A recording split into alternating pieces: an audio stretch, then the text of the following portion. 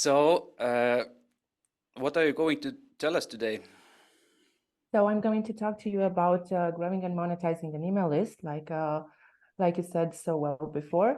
I'm mostly going to focus on newsletters because that's what I've been doing for the past year, trying to grow and monetize a newsletter. I've had a few hiccups along the way, especially in the beginning. And I'm going to talk about those two, as well as about using better strategies than I use to grow your email list and monetize. All right. Are you ready to go? Yep, there we Works. are. Yeah, proceed. That's it. Okay. Okay. So, like I said before, we're talking about growing and monetizing an email list in a saturated market. We're going to cover a few stats from the email marketing at a glance, a few trends and forecasts about email marketing and whether or not it's going to be the same high revenue achiever it used to be, how an email list is not necessarily a newsletter, and of course the two most important topics of the day: how you can grow and monetize your email list. Okay, so we're starting with a few statistics that make us look really good. The number of email users worldwide is growing continuously, and that growth is not projected to stop anytime soon. So this would be good news for us marketers who rely on email marketing. Next, we have some interesting statistics from Smiley's own industry report. If you haven't downloaded it, please go to their website and do so. It's full of gems like this one. For instance, it's very interesting to compare the average open rate for Smiley's clients with the average click rate. As they mention in the report, the average open rate seems to be increasing, but Apple's new privacy rules that don't allow pixel tracking anymore and link tracking may skew these metrics. So open rates aren't exactly the best metric to use to assess the success of your email marketing. On the other hand, the average click rate seems to be dropping, and this is very consistent with what we're seeing in the industry as a general rule. As more and more emails are sent and received every day, it's only normal that users don't read everything, don't click through everything. It's insane. I mean, the average user is receiving somewhere around 40 emails per day, with business users clocking in at 120 emails per day every single day. So we cannot expect these people to open, click, and carefully read everything we send their way. So while the email marketing revenue is also expected to grow, I would urge us to consider that while the pie is bigger, the email marketing revenue pie is bigger, the sizes for each individual email marketer are going to be smaller. Of course, this depends a lot on the industry you're in and your specific competition in that industry. But when it comes to email marketing, the competition across industries is very steep, and it's worth mentioning that all of us in marketing are basically working in the attention economy. So we're not exactly only competing with our industry peers or with other email marketers. We're also competing with social media, TV, even cat videos and fail videos. So we're all fighting for the same limited time our users have. Which brings me to my next point. If we're past the honeymoon stage of email marketing, as you may know, the average ROI of email marketing is insane. It's around 400%. This is an older statistic, but I'm sure it still holds up around the same number. It's mostly because it's very cheap to send a lot of email to a lot of users at the same time. However, with the Google blue checkmark coming and Apple's new privacy laws, I'm fairly certain that, again, the competition is getting steeper and steeper. We're looking at lower open rates, lower click rates, and in the space that I spend the most time in the newsletter industry, the boom that started in the plague year of 2020 seems to be over. In the newsletter industry, we're seeing sponsorship rates decrease. Yes, more and more people join this the newsletter gig. However,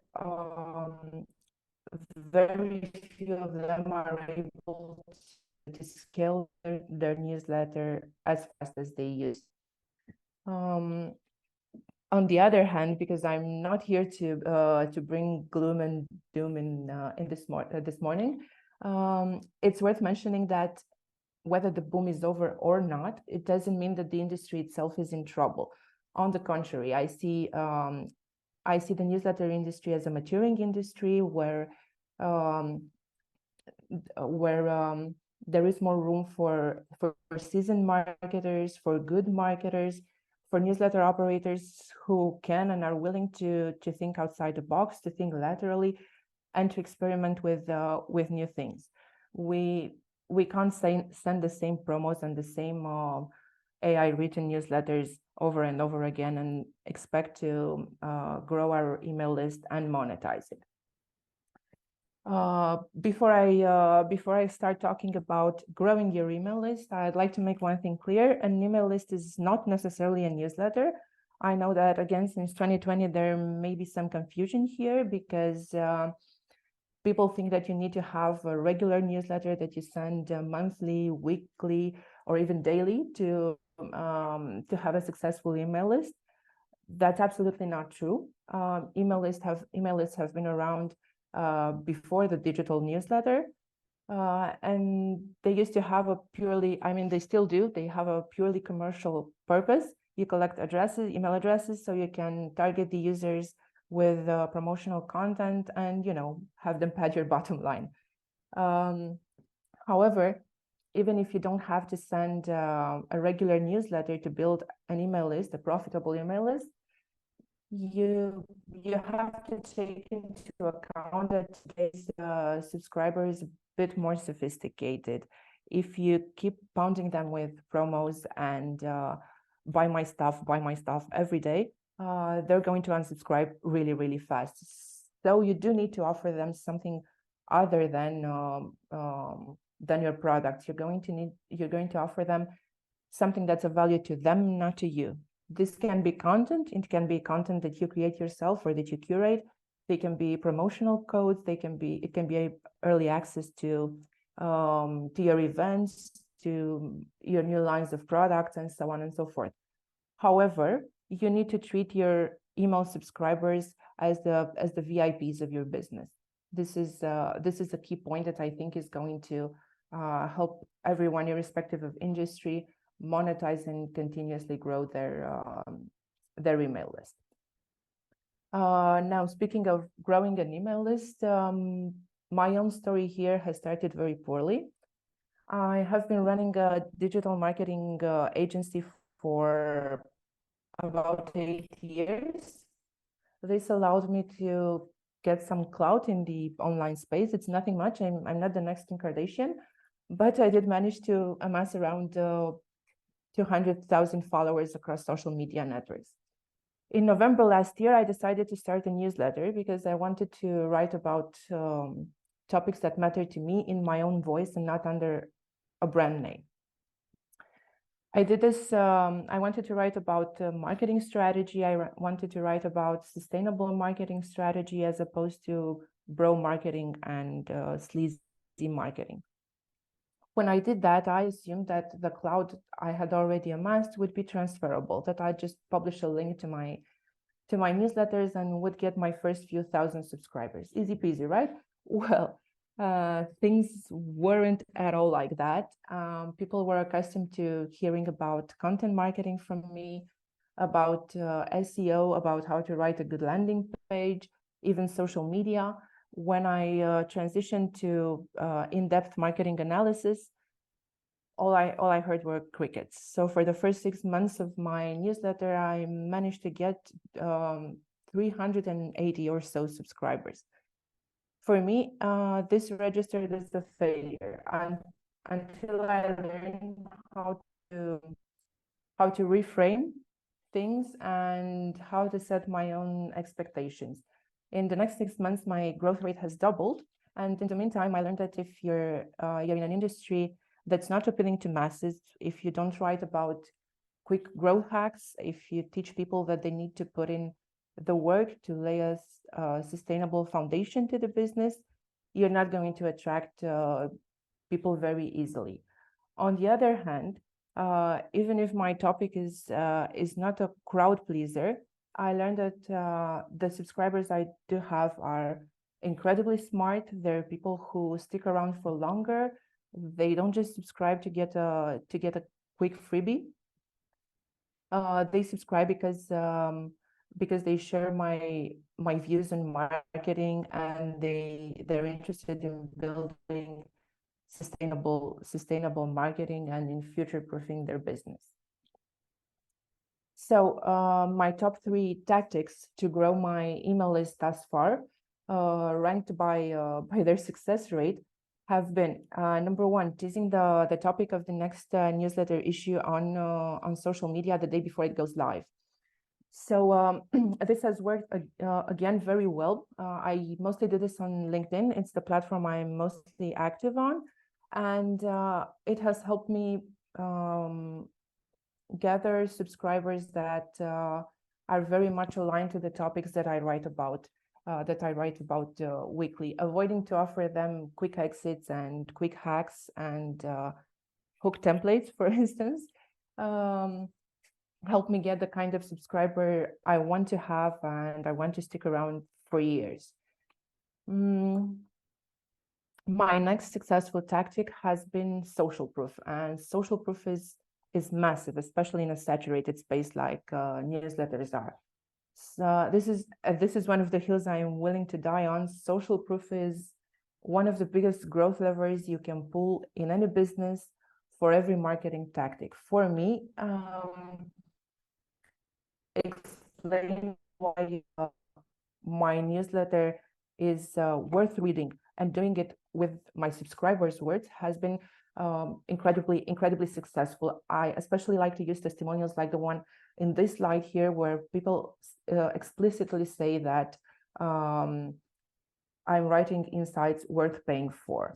So social proof works because people will always trust their peers more than they trust the seller. They know you're biased, but their peers may not be. And if someone else spends time reading your stuff, then there must be something there.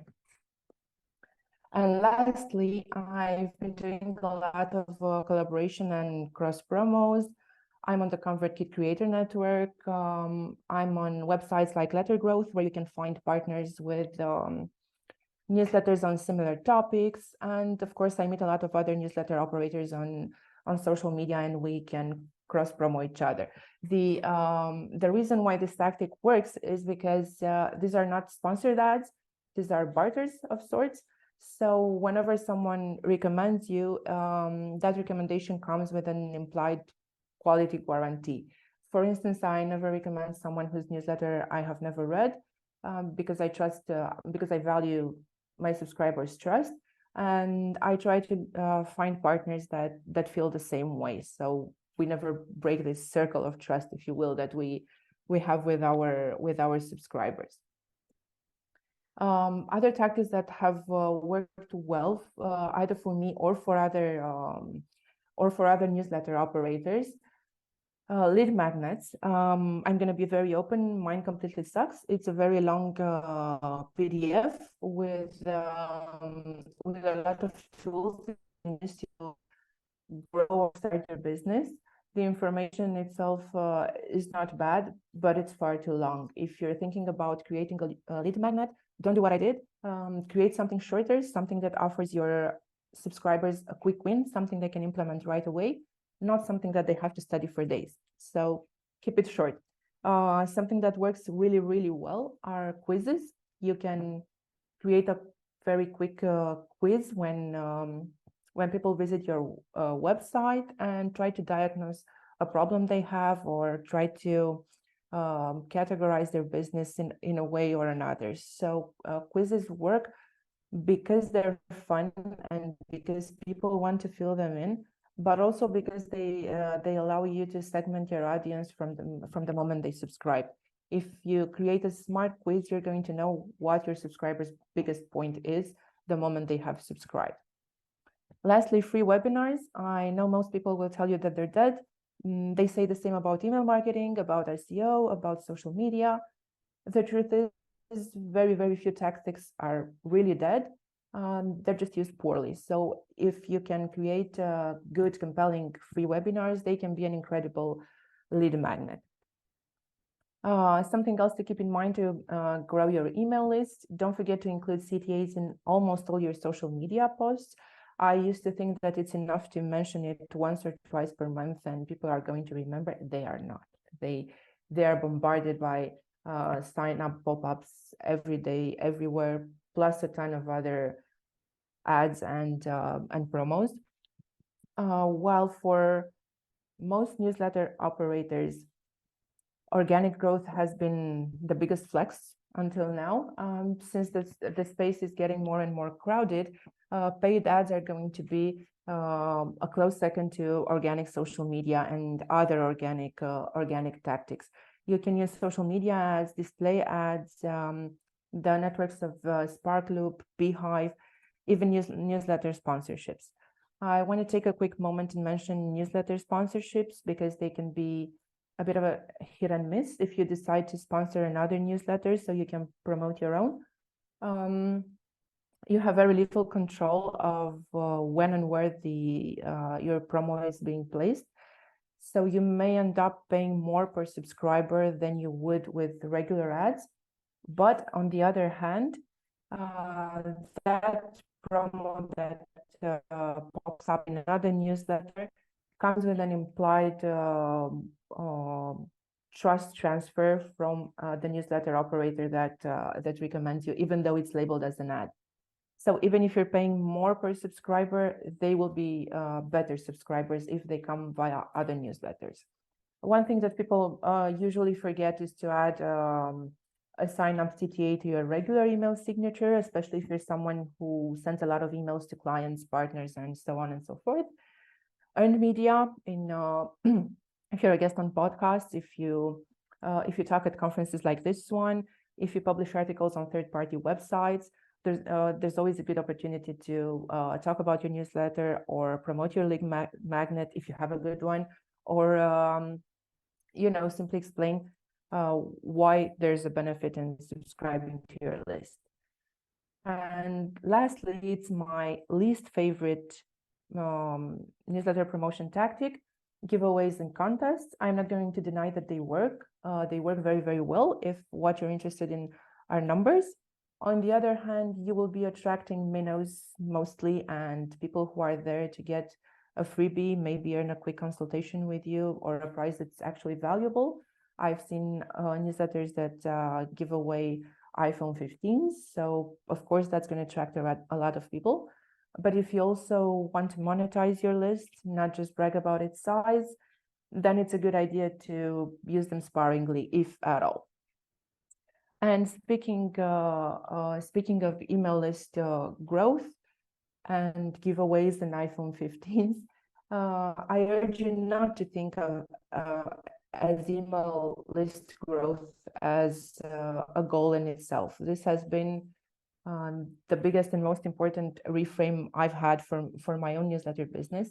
Yes, size matters, but it's not everything. It's not a goal in itself. Your goal is to monetize. Your goal is to have a sustainable business. So instead of thinking about how can I add another 1,000 subscribers by tomorrow, your time would be much better spent if you thought how you could increase your revenue per subscriber. And speaking about revenue and monetization, let's talk money.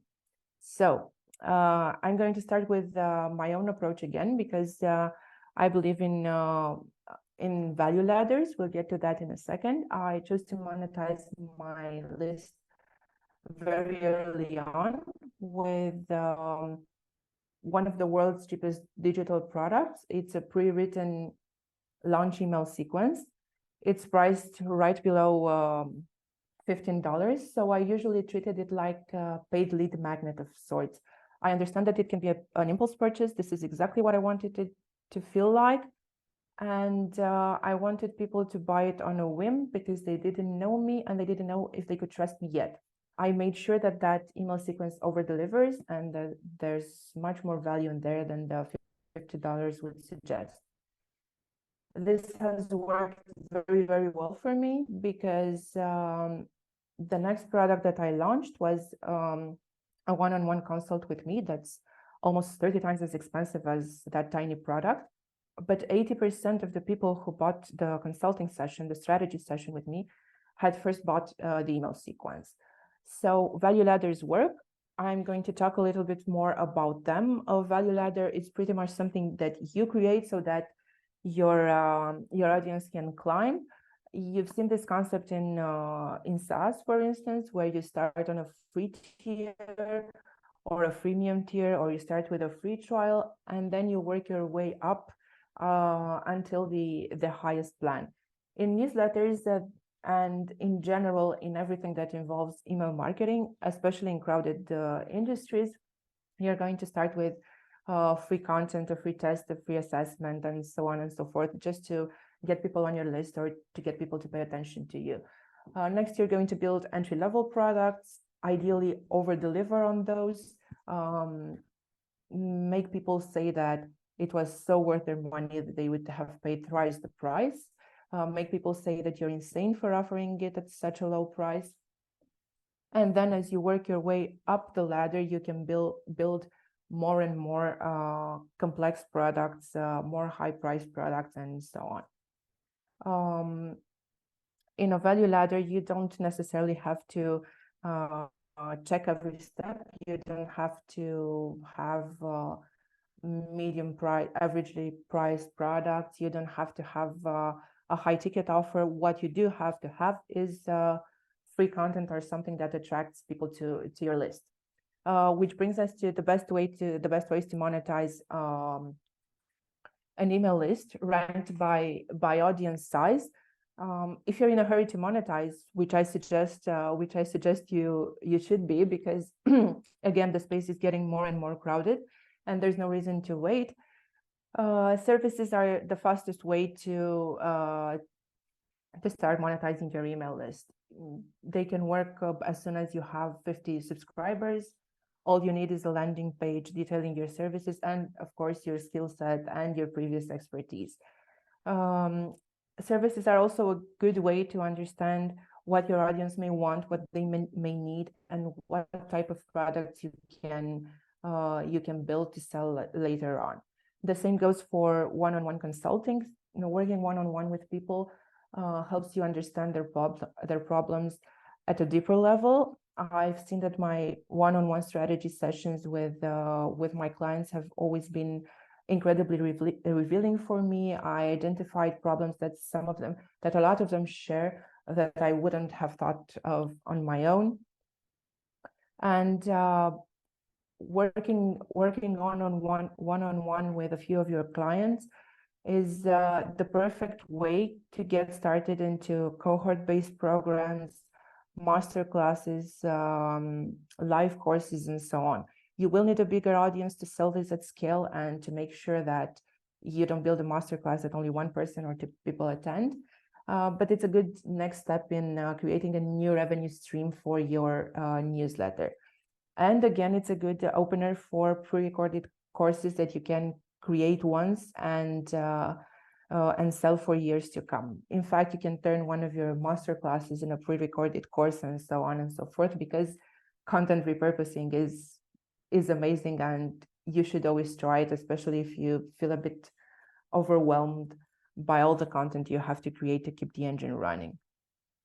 And lastly, we have, of course, sponsorship and affiliate marketing.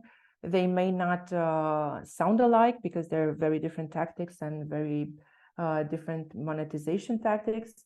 However, for both of them to work, you need a fairly large audience. I know there are exceptions. I know there are high commission affiliate marketing programs, but in general, you are going to need a bigger audience to monetize your email list this way.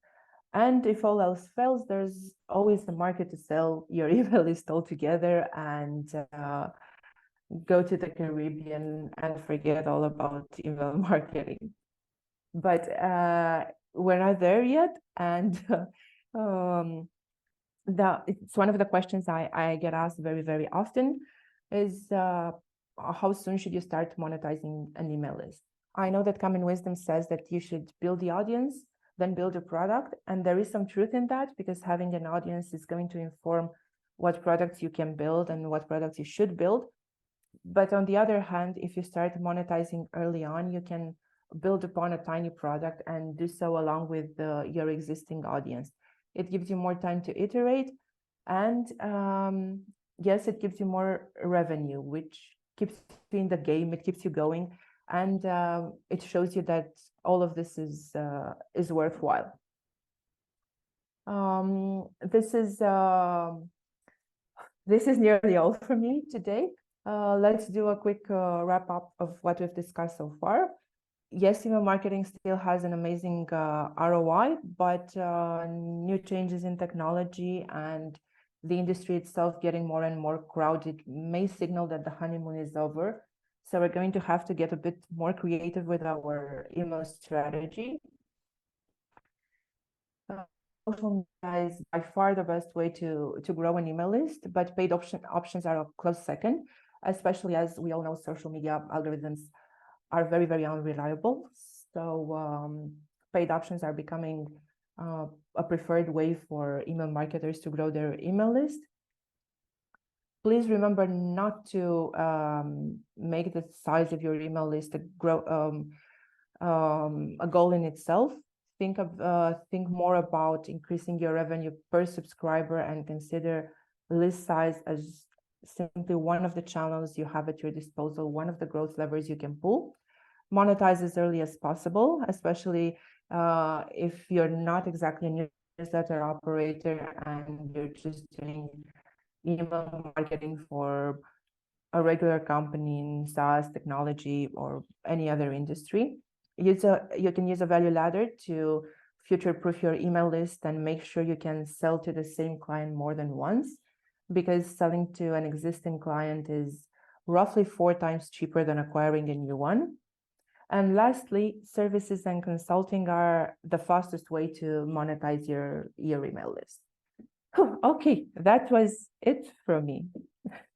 If you have any questions, I'm happy to answer them. Or if we have any more time, I haven't been watching the clock to know. Yes, thank you, Adriana. It was really interesting. We have some questions. So from the chat, considering your experience, how do you estimate the revenue per lead when you're thinking about your quarter revenue goals? Revenue per lead. Revenue. Yeah. I think it wildly depends on what industry you're in. If you have, for instance, sorry? Yeah, sorry, but how about you? Oh, my revenue per lead. Well, for me, it's a bit murky because I'm still running my agency, and I use my newsletter to get leads for my agency as well. This is a rather big revenue stream for me, but I can't tell you the revenue per lead because I don't have the data with me, but I can tell you that the revenue per subscriber for me has been well above industry standards. Again, because I also use the newsletter to funnel leads into my agency, so it's probably over $100 per subscriber. All right. But again, it's because I'm also selling services. If you're only relying on digital products, it's only natural that the revenue is much, much lower. Okay, there has been a comment, so maybe you can take off the sharing so we can see you better. Okay. Okay. And so we, with Donald and with Smiley, we have talked about email lists and the importance of owning your own email list. That it is really good. Well, Pot of gold. Basically, it's a pot of gold. So Yeah. everything you talked about, I think it's so true. Starting from day one, collecting only like really high value contacts, not too much, like quality over quantity. No? No. The bigger the better, because you can monetize them then, like, wow. No? You can sell them on the black market. Why not? Yeah, exactly. But Yeah, I've seen please on the don't do black that. market. I've seen on the black market lists of 50 million subscribers. They only cost, I don't know, $50 or so. So you won't earn that much. Yeah, but on the other hand, there's a big business now in selling your newsletter altogether, which is essentially selling your email list, because it usually gets merged into another newsletter. And the revenue is much, much higher on the white market. And it's usually over $20 per subscriber. Okay. All right. You showed us some screenshots of your emails. Do you also somehow measure if an email gets too salesy? Or do you do like A/B testing with the content or subject lines or? I do. I used to have an email sequence that promoted my tiny $15 product. It was a 3 email sequence. That was way too much. I mean, 3 emails for $15 is like way over the top. Also, I got a bit cheeky, and the subject line of my first email was subscriber first name, I've been thinking about you. That got me a ton of unsubscribes. It was, of course, the email body simply explained that, when you write an email, you should be thinking about your subscribers. And I typically do that with one name in my mind, so that it feels more personal and more relatable. But yeah, people did not appreciate my pun. So I quickly nixed that. I reduced the sequence to one email. And overall, yes, I do A/B tests for my subject lines, especially in promotional email sequences. If anything is below a 50% open rate, as unreliable as open rates may be, I know something's got to go, something's got to change. Okay, that's good. I also think that what you talked about reusing marketing channels is really important. So we say also to our clients that use your Facebook page and Instagram page, sometimes also to just like throw in new newsletter subscribers. What do you think? Which other marketing channel is the most, I think, usual? Sorry, useful, profitable. Yes, that's a good word to get new, like good quality subscribers. So for me, the best subscribers have come from partnerships with other newsletter operators, from sorry, from social media recommendations, because if you write well and people enjoy what you're writing, they're going to give you a shout out on social media, whether you ask for it or not. And these are amazing surprises for newsletter operators like me. And when someone sees such a heartfelt recommendation that's purely organic and unpaid for, of course they're going to subscribe in droves. So once again, I would say it's social proof in every way, shape, or form you can think of. Of course, if you have someone that's widely popular recommending your newsletter, you're going to grow much, much faster. But even recommendation from people who are, I don't know, micro influencers, they work like a charm. So I suggest you work on building relationships, building partnerships, trying to understand your fellow newsletter operators, and work hard at promoting each other. Okay, I have also one question. What goes Go ahead, to this topic? In one of your slides, there was using for the email collection your usual email signature. How well it works? Well, for me, at least it worked well, because again, I also run a digital marketing agency. So I talk to people in marketing or who are founders. I talk to them very, very often. So simply having this tiny CTA in my email signature told them that I'm starting a new thing and they might be interested in. Ideally, if you already have another business or you have a network that you email frequently, they are going to be interested in what you're up to next. They are going to be interested in seeing your next gig, your next side hustle, and so on and so forth. I also know a lot of newsletter operators that simply emailed everyone in their contact list the moment they started a newsletter.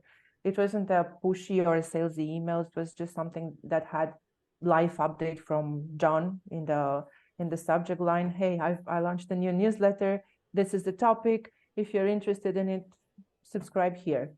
If you look here in your address books, I'm pretty sure every one of us has at least 500 contacts.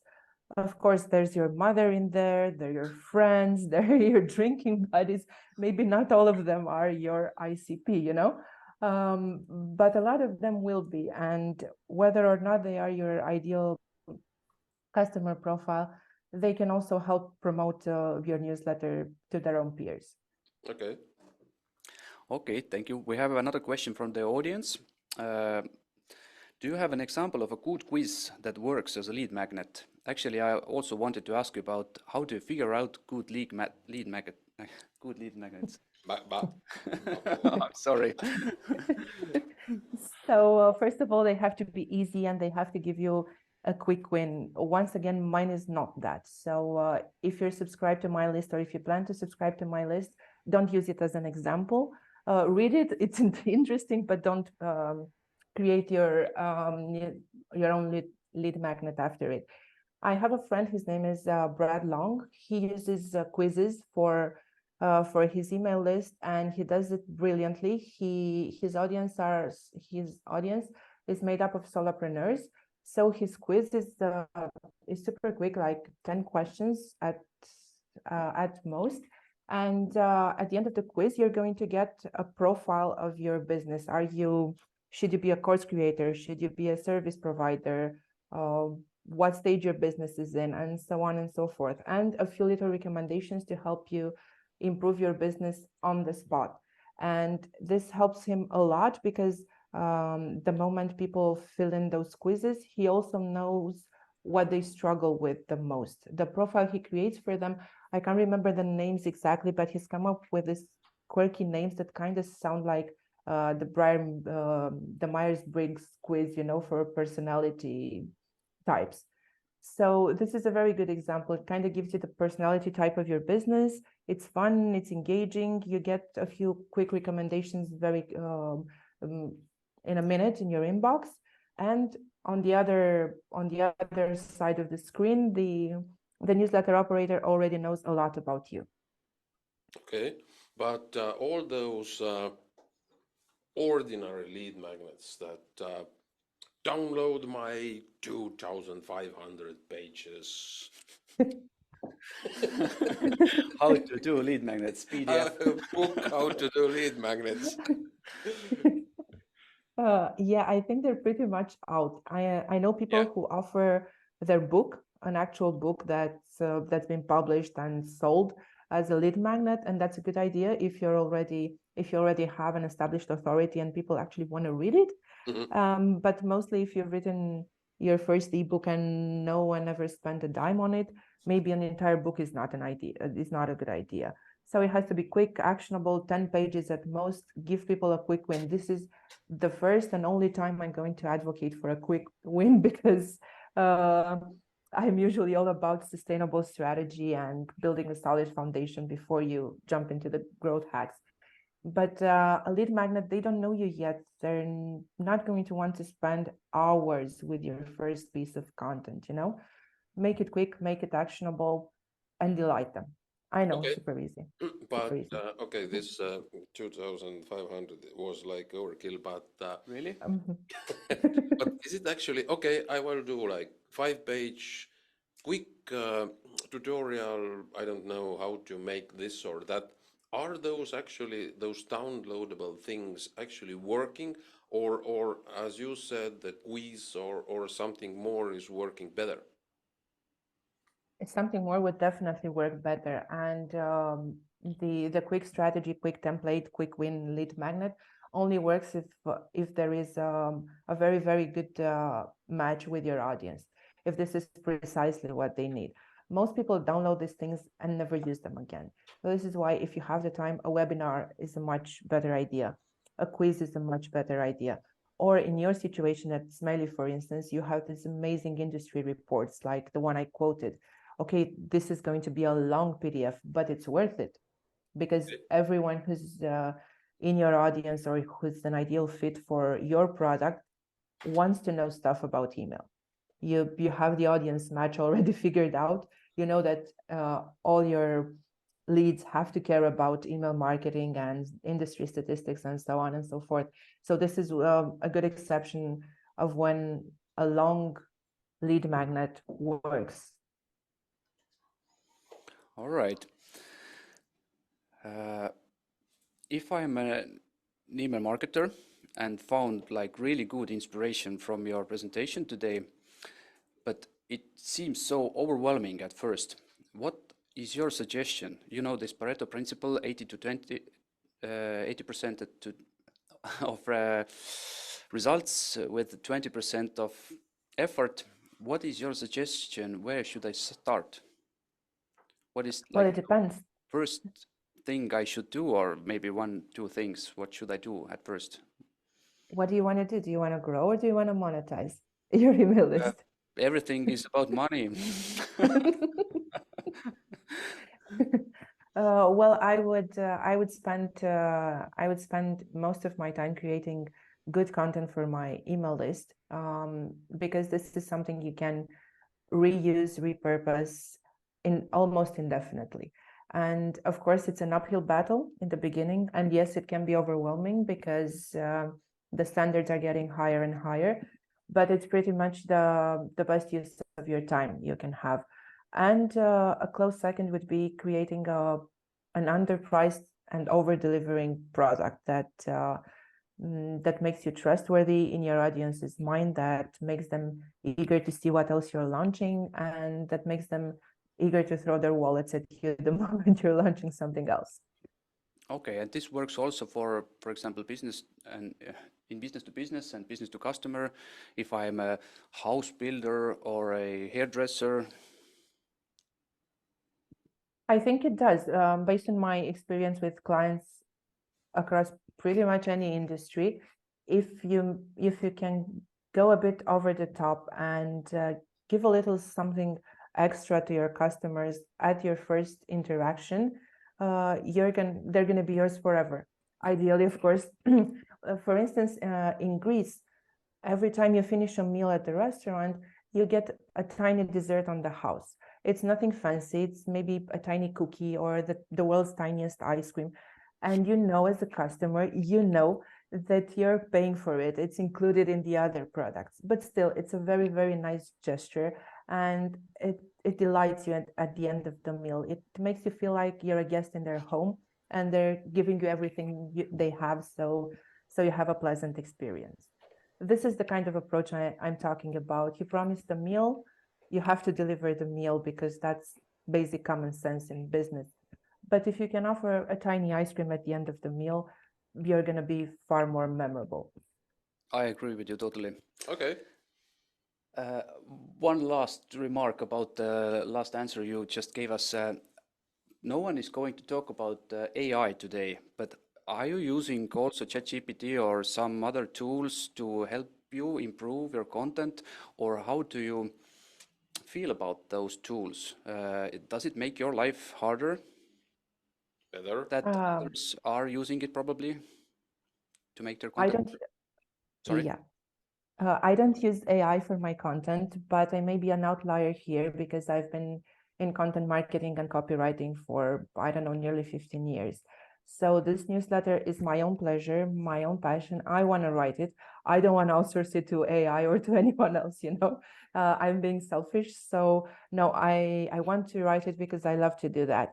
On the other hand, AI can be useful to help you refine your subject lines, to make them shorter, punchier. I know everyone's jumped on board this trend, but I agree with Noam Chomsky here. AI is essentially high-tech plagiarism. So if you plan to use it, understand that AI does not create anything on its own. It just mixes and matches words it's already found online. So make sure to add a little disclaimer to every piece of content that you co-create with AI or use AI to create from scratch. Mention it because you don't know how the rules and the legislation in your country is going to change, and you may end up in copyright infringement without even knowing it. Yes. All right. You had something more? Nope. Okay. Thank you, Adriana. If anyone Thank you. has any wishes for you to help them with their email marketing, how to monetize it, then we will share your contacts with the list later on. We had a question Perfect. from the audience if they can get the materials later sent. Yeah, absolutely. Everybody who registered will get the materials. The video and the presentation also, if it's okay. Yes, I can send it to you and maybe you Yeah. can distribute it to, Yeah, yeah. send it to me. We will place it somewhere in the cloud. For Perfect. AI to learn from. Yeah. Thank you, Adriana. Thank you. Thank you, guys. See you.